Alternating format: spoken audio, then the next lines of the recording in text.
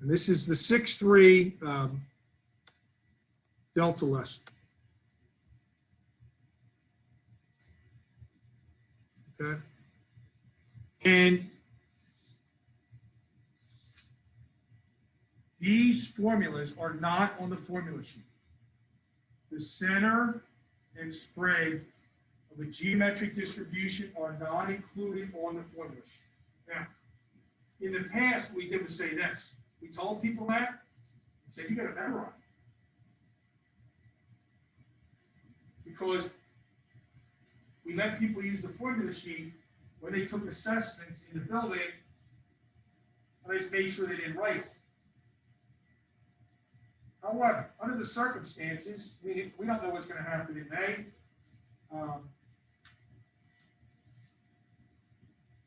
So you may want to add these to the formula sheet, is what I'm saying. You have enough really to memorize. And what we're dealing with for a geometric distribution is waiting time problem. And I'm a little frustrated because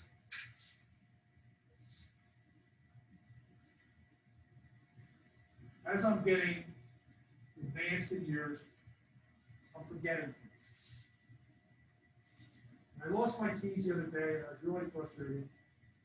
And how come every time I lose my keys, they're in the last place that I look for them? Why is that happening? Why are my keys in the last place that I look?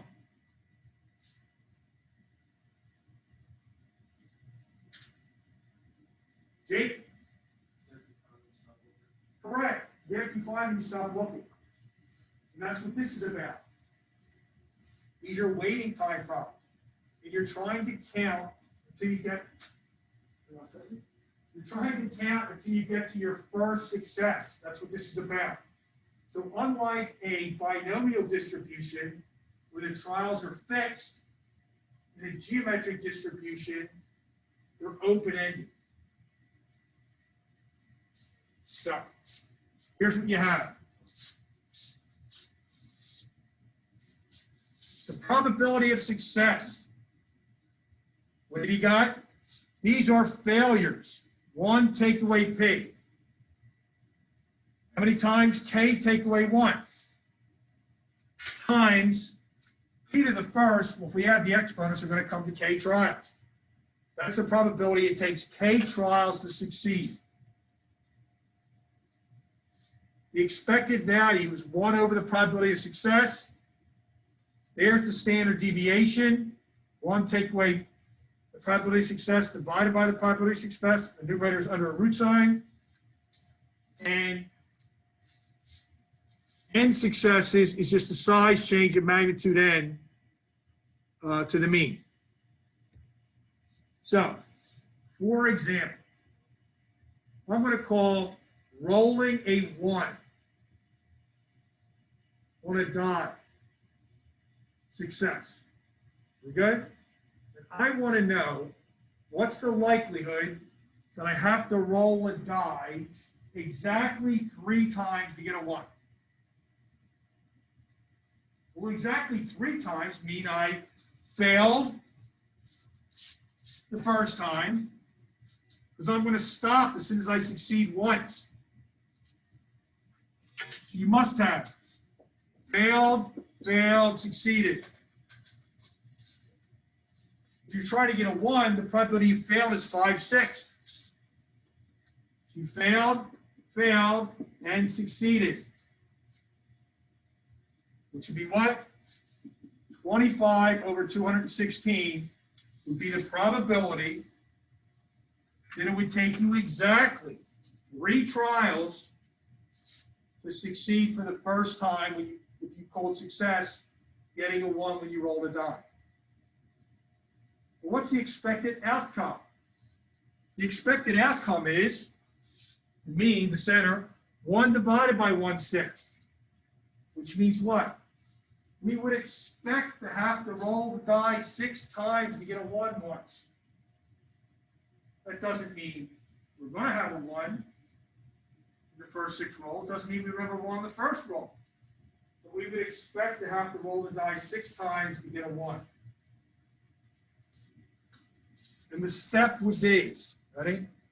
1 take away 1/6, the square root of 5/6 divided by 1/6, or 6 times root 5/6. So the major issue is comparing a binomial distribution to a geometric distribution. In a binomial distribution, there are binary outcomes. Success or failure. Geometric, you have binary outcomes. In a binomial distribution, they're independent events. They're independent and geometric.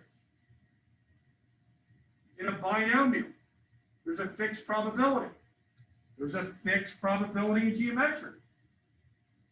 The difference is in binomial, there's a fixed number of trials before you begin. And in geometric, there is not a fixed number of trials. You're trying to calculate the probability of needing a specific number of trials to succeed. And if you wanted to succeed more than that, it's just a size change of that. Okay? So we're going to ask you to go to 2 questions, 107 and 109. We're going to go over those. They're geometric.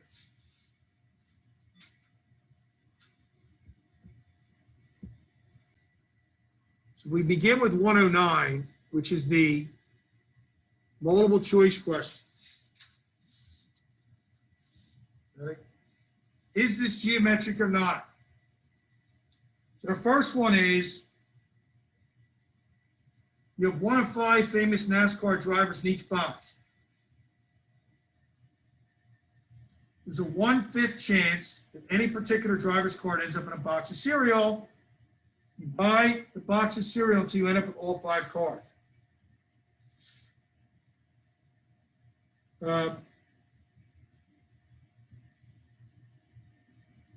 It's not geometric.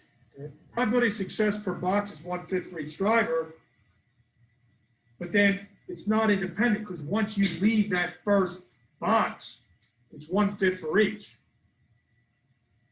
You've already got that. So the doubles are no good to you. Right? B, in this game, you pick 4 numbers from 1 to 80. She wins money, she picks 2 or more of the winning numbers.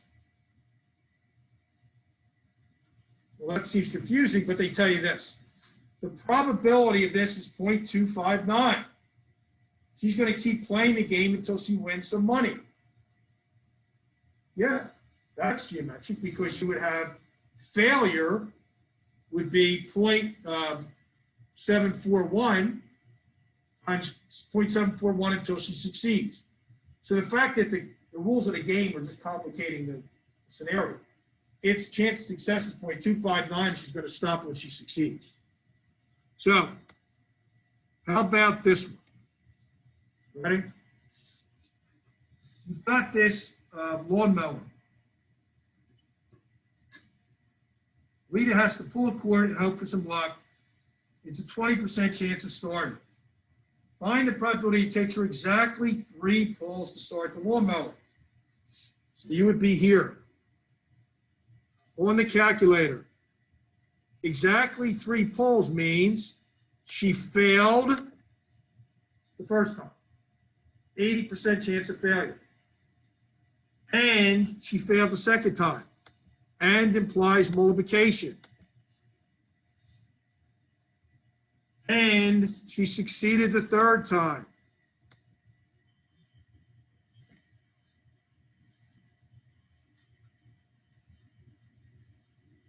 The distribution menu for geometric is on your calculator. You go to second distribution, it's at the bottom. So I want, in this case, PDF. Ready? You got to keep these straight. P is for a particular outcome, and C is cumulative. And that goes for the entire menu. So I want to know exactly 3 trials for succeed. So here are the prompts. What's the probability of success? 2/10. How many trials? We're saying 3 trials to succeed. So the calculator knows that what you're saying, what you're asking for is failure, failure, success. Same answer.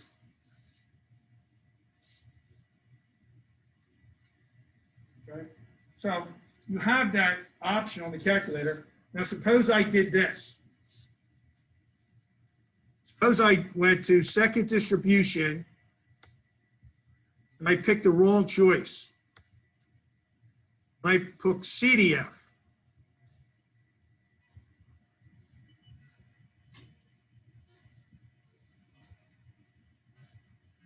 And you get a higher answer.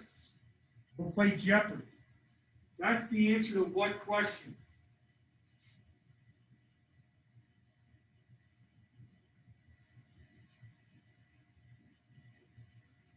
Here's the difference in the outcome.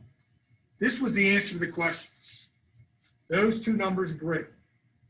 That was a probability distribution function. If I put cumulative distribution function, whether I did it on purpose or inadvertently, I got a different answer. So that's the answer. What's the question for the result being 0.488?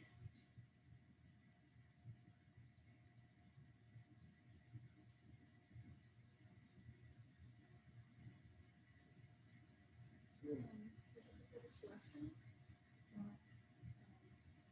equal to? Is it less than? Well, it's actually higher. It's a higher chance. This is a sum of something. Cumulative. So the answer, what's the question saying? What's it got to do with the lawnmower?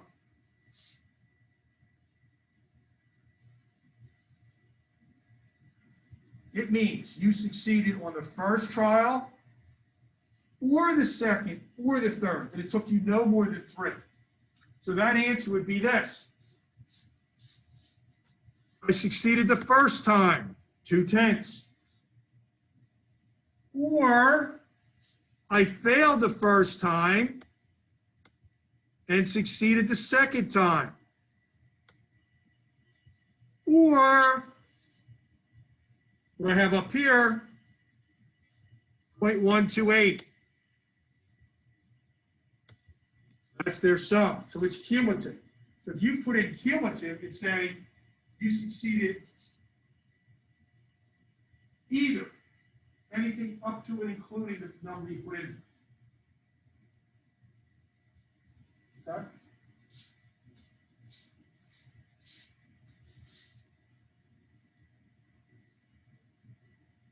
Find the probability it takes more than 6 pulls. So keeping this in mind, what's the probability it takes more than 6 pulls to start the lawnmower?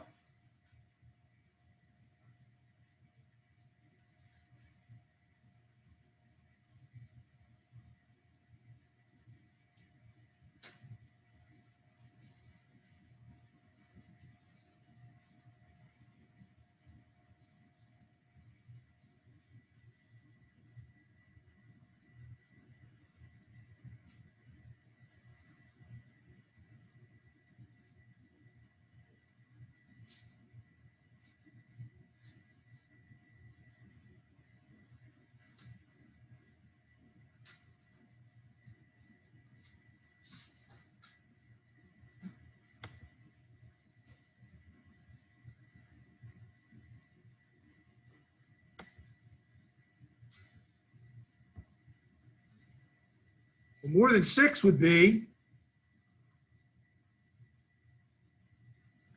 what's the cumulative distribution up to and including 6? Yes?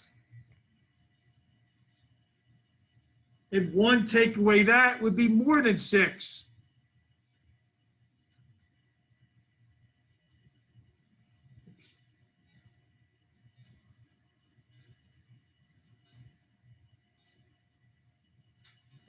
More than 6 would be 26% chance. What's happening? You failed the first 6 times. So when you succeed, the 7th, or the 8th, or the 9th. Is that logical? So how did you fail the first 6 times? Failure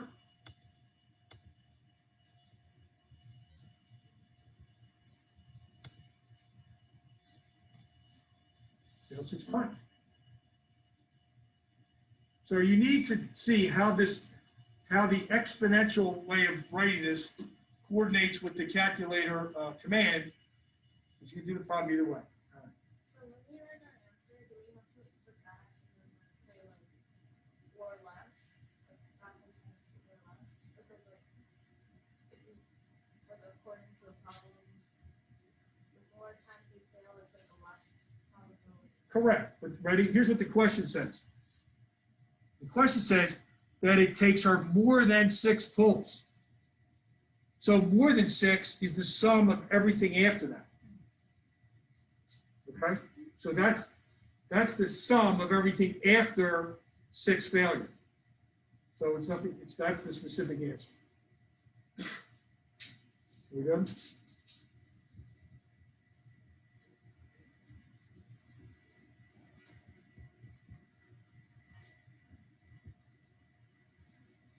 So the graph length gives you the command with the